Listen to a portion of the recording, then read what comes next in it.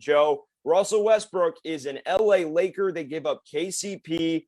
I want to say Kuzma, Harrell, the 22nd pick in the draft, which wound up becoming Isaiah Jackson, which got traded to Indiana.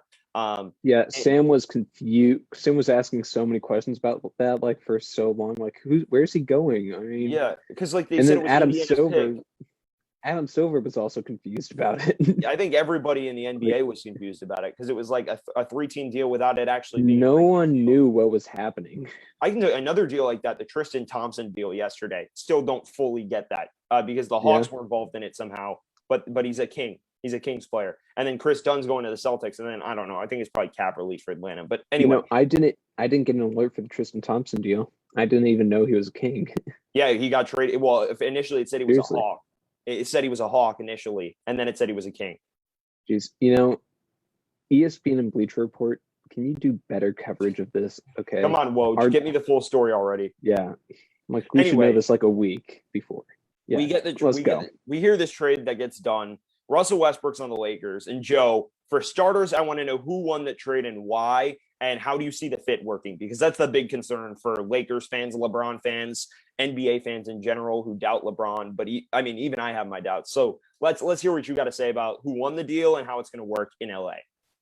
Well, I think to say the Wizards won any deal is insane because they didn't get anything out of it. Agreed. Like, they're not going to be contenders after this deal. Okay, they're not going to even make the playoffs. 100% won't. The fact that Bradley Beal hasn't requested a trade yesterday is irresponsible. Yeah. Well, I mean, come on, like that's a Dame Lillard situation right there. It's not as extreme, but it's bad. Yeah, it's really bad. But yeah, Joe, I want to know, what do you think about the fit and everything? I think it's not a good fit for a three-point shooting at all. When your best three-point shooter is LeBron James, and he is technically below average in three-point shooting. Overall this season, he was about on par, if not better. He shot 36.5%. Average was 37. He shot 34. So I'm just saying below average. Oh, career average. Okay, fair enough. Yeah, he's 36 this year. Yeah.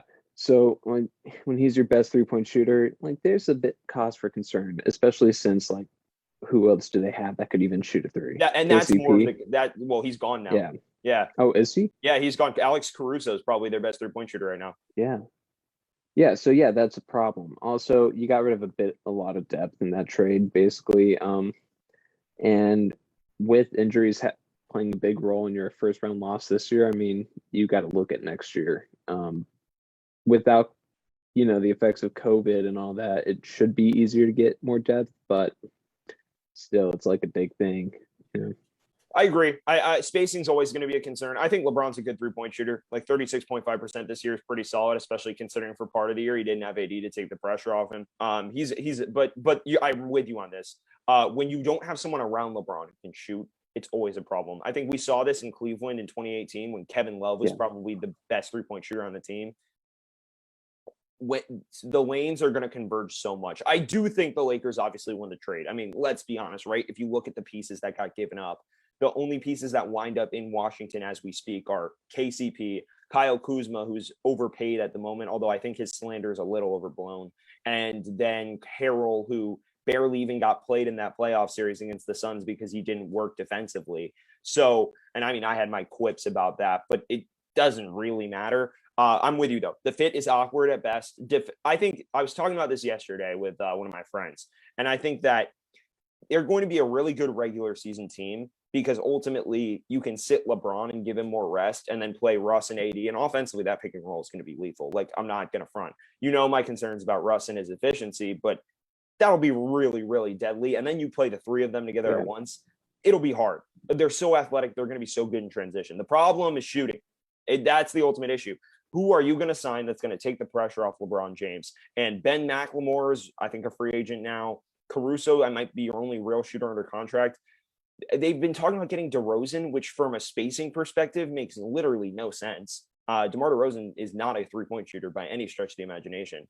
And so, I don't know, it almost feels like they're trying to assemble a 2K team and just outrun teams. And look, I mean, there's a lot of talent in that big three, but I think people are overblowing it. I think the fit is awkward.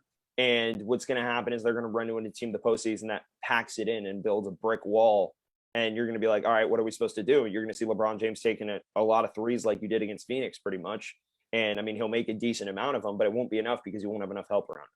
And maybe I'm a doomsday prognosticator at the moment, but my thoughts on Russell Westbrook. I think that even if he sets his ego aside, which is an if, let's be honest, we've seen this in other scenarios, but even if he does, which I'll give him the benefit of the doubt and say, well, because he's playing with LeBron James, I just don't know how you're going to get the shooting. So unless they get a bunch of shooters on the minimum in MLE, I don't know what's going to happen here. You know what I mean?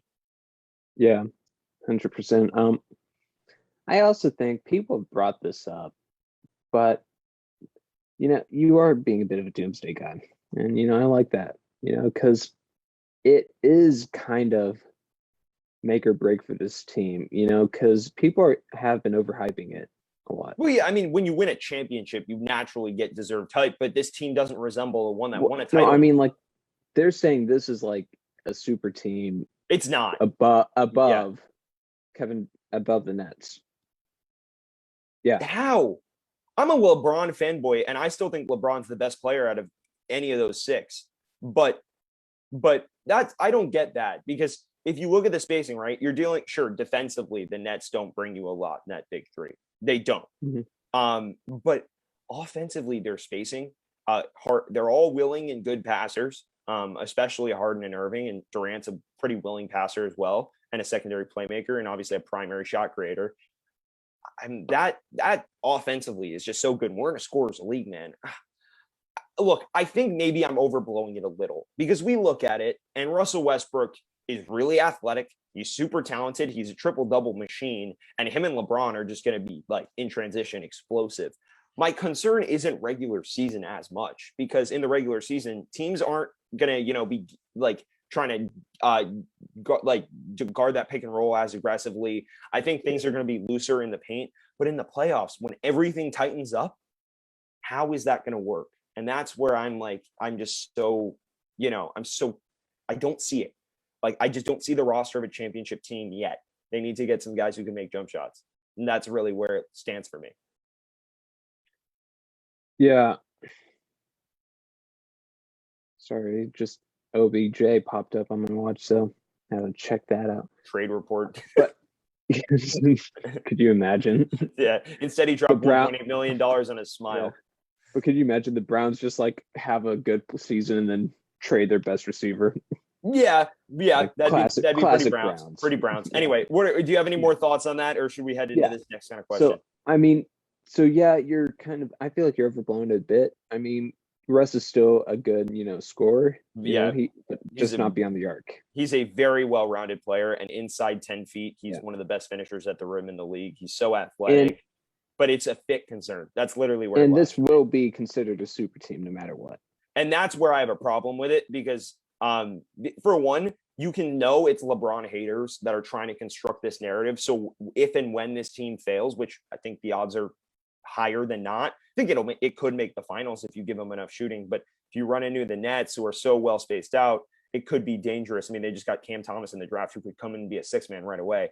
Defensively, you might have concerns, so maybe they win it. Like, it's possible, but like, I don't know. I think it should not. This is going to sound unpopular because of, right, you have three absolute stars, two of which are top 10 in the league, and the third who's probably top 25 undisputed. I think it's going to be hard to argue against that, but I think a super team doesn't come down to just overwhelming talent. I think so many people construct it that way. It comes down to fit. The reason Braun, D Wade, and Bosh work so well together is, for one, LeBron became a 40% three-point shooter by the peak of those Heat teams. Chris Bosh was always a capable shooter, somewhat capable shooter. And D Wade, he wasn't the best three-point shooter, but he could spread it to mid-range. There was a balance of shooting, driving. They were willing, passing, whatever. The Nets are a super team because it's three dudes who can all shoot and score at all three levels, all willing passers, and they have okay depth in terms of, I don't want to say like they're super deep on their bench, but like they have okay supporting cast pieces like Joe Harris. So the Lakers, on paper, like if you assembled this in 2K, would be a super team. And talent-wise, it's a super team. And so people are going to consider it that. But I think people are setting this up as a narrative to be like, oh, this is a super team, when inevitably they know deep down the fit maybe isn't, the cleanest. And they're going to act like if Braun loses, it's this nightmare scenario where, oh my God, what a failure. I could easily see this team losing. You said it yourself. Yeah. Here's my problem with it. Okay, everyone's going to think it's a super team. Yeah. Okay, it probably won't play like a super team, but on paper, it is. Yes. Especially with Andre Drummond in the mix still, because he's still technically like who knows above average. Yeah, I mean, who also in the playoffs we saw he's not a capable defender. Well, but yeah. But here's my. ring.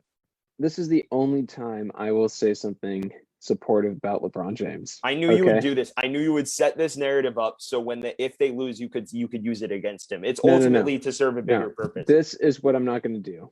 I'm not going to use it against him. Okay. Everyone has been saying, because this is a super team now, that like it's make or break for LeBron. If he loses in the playoffs, then there is no reason for that, and it'll hurt his legacy more. Okay. Yeah. I'm not going to go there. Okay. And again, this is me being nice to LeBron. Yeah, no, I honestly respect that, because you see a lot of LeBron haters saying that this team is so stacked and blah, blah, blah, and they act like the Nets don't exist. Okay. I'm not even fully convinced, I'm going to trust LeBron's word that he won't play 100% again. Okay. But, I'm not going to say if he loses in the playoffs with this team at full strength, unless the other team is like injured trash, then it shouldn't go against his legacy that much. Okay. And that's kind of where I stand on it. Yeah. Because Joe, we look at this. It's the fit, man. It's like, I know I'm belaboring this point, but literally Zach Lowe said it best. On any team where LeBron James is your best shooter, we've seen historically it doesn't work. And that's not a knock on LeBron because he's a capable shooter. It's a knock on the fact that his game is so predicated on kicking it out to open shooters. He makes guys who are like maybe average shooters before coming really good shooters because he gives them high percentage of looks from three because of how good he is at sucking in the defense and then kicking it out. And he's got so much grid vision. But when you have a team where Alex Caruso is maybe your best shooter percentage-wise right now, how does that work? And that's my problem right now.